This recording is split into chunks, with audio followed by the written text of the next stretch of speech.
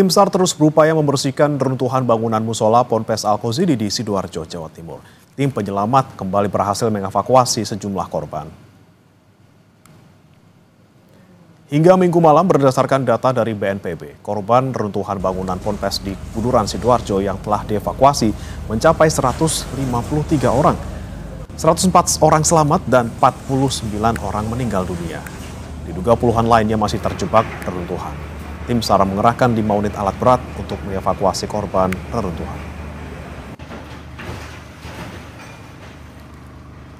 Sesuai dengan data dari 167 yang sudah terevakuasi ada 40, sehingga masih ada sekitar 20 orang lagi yang belum terevakuasi. Dari 40 jenazah yang sudah kita temukan, 8 sudah teridentifikasi, kemudian masih ada 32 orang lagi yang belum teridentifikasi.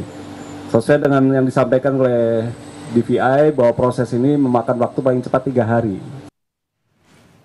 Untuk mengetahui perkembangan terkini evakuasi korban Ponpes ambruk, kita sudah terhubung dengan jurnalis Kompas TV, Arif Hidayat, dan juru kamera Dika Pratama di TKP di Sidoarjo, Jawa Timur. Dan juga ada Alfian Rahman serta juru kamera Hilmi Ardiantovani di Rumah Sakit Bayangkara Polda Jawa Timur di Surabaya. Kita ke Arif terlebih dahulu. Arif, selamat pagi. Bagaimana suasana evakuasi korban pagi ini? Apakah betul hari ini adalah hari terakhir setelah sepekan berlangsung evakuasi? Selamat pagi, Bremana dan saudara. Benar sekali, di hari ke-8 pasca runtuhnya bangunan pesantren Al-Kozidi di Buduran Sidoarjo ini, proses pembersihan atau evakuasi puing reruntuhan ini masih terus dilakukan dengan mengerahkan sejumlah alat berat. Puluhan korban telah ditemukan meninggal, tim SAR dan seluruh personel yang setelah 8 hari ini berjibaku membersihkan puing-puing dan menjadi korban di lokasi runtuhnya pondok pesantren Al-Kozidi ini masih terus bekerja. Apa saja yang akan dilakukan hari ini dan apa targetnya, karena memang puing reruntuhan ini tinggal 20% begitu. Saat ini saya sudah bersama dengan Bapak Nanang Sigit, Kepala Kantor SAR Surabaya. Selamat pagi, Pak Nanang. Ini sudah di hari ke-8, masih semangat ya Pak ya? Iya, selamat pagi ya. Agenda hari ini apa dan targetnya bagaimana Pak? Ya, untuk agenda hari ini sendiri tentunya kalau untuk proses masih sama seperti kemarin-kemarin, yaitu dengan menggunakan alat berat untuk menyingkirkan beberapa material bangunan yang masih ada, dan tentunya kami juga masih melaksanakan kemudian memonitor kemungkinan ada dan tidaknya korban ya yang masih di bawah reruntuhan tersebut. Jika kemudian menggunakan ekskavator itu memindahkan material kemudian terlihat ada korban yang ada di situ, baru kami akan mengakses masuk untuk melaksanakan evakuasi tentunya dengan cara manual ataupun menggunakan peralatan-peralatan ekstrikasi. Ini materialnya kan tinggal 20% Pak, apa kesulitannya begitu? Iya, untuk material memang tinggal 20%, atau mungkin tahap kali ini mungkin saya lebih menyebutnya mungkin lebih ke cleaning up ya. Jadi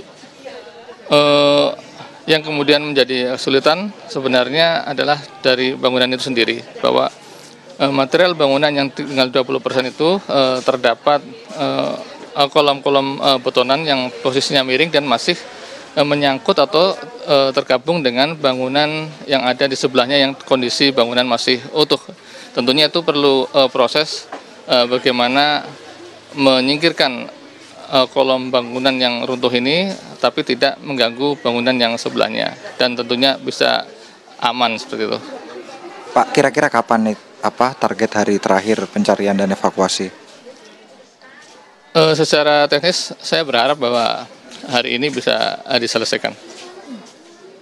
Terima kasih Pak Nanang Sigit, Kepala Kantor SAR Surabaya. telah bersama kami.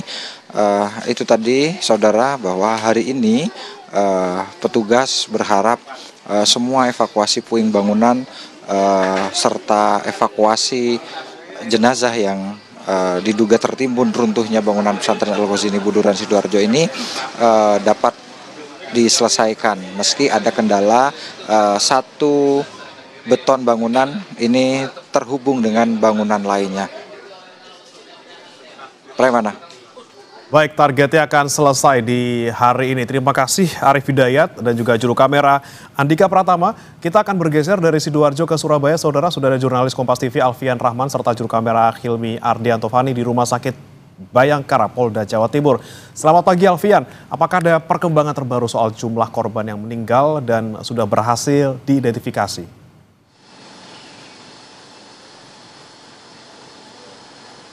Ya, selamat pagi Bremana dan juga saudara. Perkembangan atau informasi terkini per pagi ini atau hari ke-8 proses evakuasi dan pencarian korban di Rumah Sakit Bayangkara Surabaya, atau Rumah Sakit Bayangkara Polda Jawa Timur sendiri menerima atau kedatangan 40 ambulan begitu yang membawa kantong jenazah.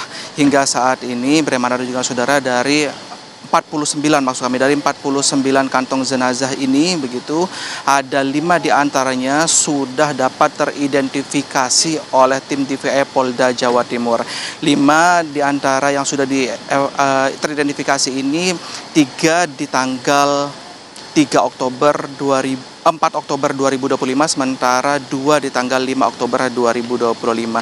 Otomatis hingga saat ini masih ada sekitar 44 kantong jenazah yang masih dalam proses identifikasi lebih lanjut oleh tim DVI Polda Jawa Timur.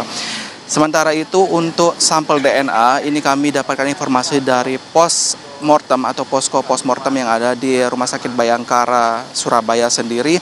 49 sampel DNA ini memang sudah dikirim oleh tim DVI Polda Jawa Timur ke Pusdokes Mabes Polri yang ada di Cipinang, Jakarta Timur untuk proses pencocokan data dari data yang dimiliki oleh korban dengan data yang dimiliki oleh keluarga korban. Untuk prosesnya sendiri memakan waktu hingga 2 atau sampai 3 minggu.